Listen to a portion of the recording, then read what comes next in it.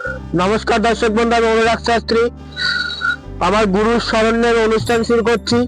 ওং উগ্রং বীরং মহাবিষ্ণু জ্বলন্तं সর্বত্রং মুখং নিঃসিংহং বেশং ভদ্রং মৃত্যুর নমাম্যহম। তো অনেকে বলেছে দাদা সামনে সরস্বতী পূজা আসছে, সরস্বতী পুজোর সম্পর্কে একটু বলবে। তো সরস্বতী পুজোর দিন সবাইকে আমি বলি, শুধু বিদ্যার্থীকে মানে যে সরস্বতী মানে যারা গান বাজনা সরস্বতী দেবী যারা পড়াশোনা করছে তারাই সরস্বতী পুজোকে প্রাধান্য দেবেন না। যারা গান বাজনা চাকরিজীবী তাদেরকেই সরস্বতী দেবীকে প্রাধান্য দেওয়া উচিত। কারণ সরস্বতী দেবী একমাত্র দেবী যেটাকে ত্রিদেবীর মধ্যে পড়া হয়। যেমন ত্রিদেবতা কি? মহাদেব, বিষ্ণু, ব্রহ্মা, বিষ্ণু, মহেশ্বর। যেমন ত্রিদেবীর মধ্যে পড়ে পার্বতী, লক্ষ্মী, সরস্বতী। এই ত্রিদেবীর মধ্যে একটা দেবী সরস্বতী দেবী, সেটাকে বলে সৌন্দর্য প্লাস শতরূপা। সরস্বতী দেবীকে কেউ বলে শতরূপা, সৌন্দর্য এবং বিনা হাতে গান বাজনা এবং বিদ্যায় যে পারদর্শী। যারা গান বাজনা করছে, নাচ করছে, অনেকে টিকটক ভিডিও, রিলস, ব্লগ যারা ভিডিও করছে তাদেরকেও এই দিন সরস্বতী দেবীকে প্রাধান্য এবং সরস্বতী দেবী দিন পুজোর দিন এই ক্রিয়াগুলো, আমি যে ক্রিয়াগুলো বলবো এই ক্রিয়াগুলো করা উচিত। সরস্বতী দেবীর তো অঞ্জলি তো মাস্ট, কারণ যারা শুধু যে পড়াশোনা করছে আমরা বই নিয়ে পড়ছি তারাই নয়।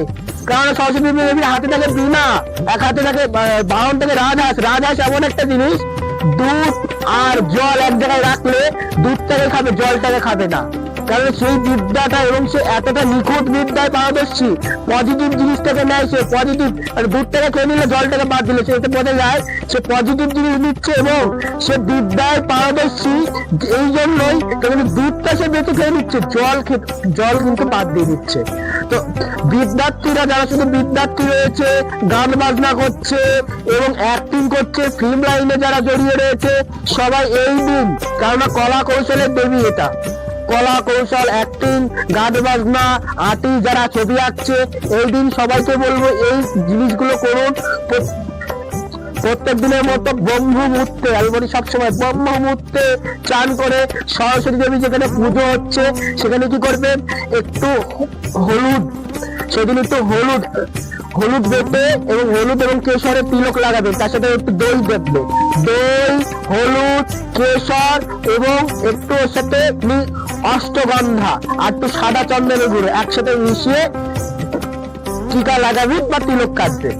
কেটে সরস্বতী মন্দিরে গিয়ে যারা হচ্ছে কি, বা সরস্বতী যদি কোনো মণ্ডপ হয় বা মন্দিরে গিয়ে, যদি মন্দিরে খুব ভালো হয় ওখানে গিয়ে হলুদ বস্ত্র, কারণ এটা বসন্ত পঞ্চমীর দিন হচ্ছে, হলুদ বস্ত্র পরবেন, হলুদ বস্ত্র ধারণ করবেন। হলুদ বস্ত্র ধারণ করে দেবীকে হলুদ ফুল, হলুদ পোশাক এবং হলুদ কি করবেন, হলুদ ফুল, হলুদ ফল, হলুদ মিষ্টি, হলুদ বাসন্তী পোলাও এগুলোকে দিয়ে সন্তুষ্ট করবেন। এরা যারা হচ্ছে কি বিবাহিত মহিলা করবেন, বিশেষ করে বিবাহিত মহিলাদের জন্য বলছি এই জিনিসটা করুন। আর যারা কি হচ্ছে শুধু এবং যারা অ্যাক্টিং গান বাজনার জন্য রয়েছে তারা এই জিনিসগুলো করুন। বিবাহিত মহিলা এবং অ্যাক্টিং, যারা গান বাজনা, যারা নিয়ে রয়েছেন তারা করুন। এবং যারা বিদ্যার্থী রয়েছে এটাকে বলা হয় বিশেষ করে বাদ দেবে পলাশ ফুলের উপরে, পলাশ ফুল নেবেন, পলাশ ফুল শ্বেত চন্দনের গুঁড়ো দেবেন ওর মধ্যে, একটু শ্বেত চন্দনের গুঁড়ো সরস্বতী দেবীর পায়ে সাদা পোশাক বস্ত্র পরিধান করে সরস্বতী দেবীর পায়ে ওম বাগেশ্বরী দেবী নম, ওম বাগেশ্বরী দেবী নম 3 বার বলে বীজ মন্ত্র আপনারা দিচ্ছে না, সব বাগেশ্বরী বীজ, কারণ আপনারা দীক্ষিত না, এটা প্রয়োগ করতে পারবেন না, কারণ আচমন রয়েছে, শুদ্ধিকরণ রয়েছে বলে আপনারা পারবেন না।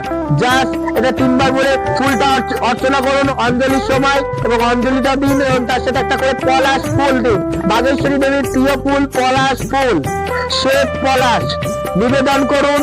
এবং এই দিন যতটা পারবেন মিথ্যে কথা কম বলবেন,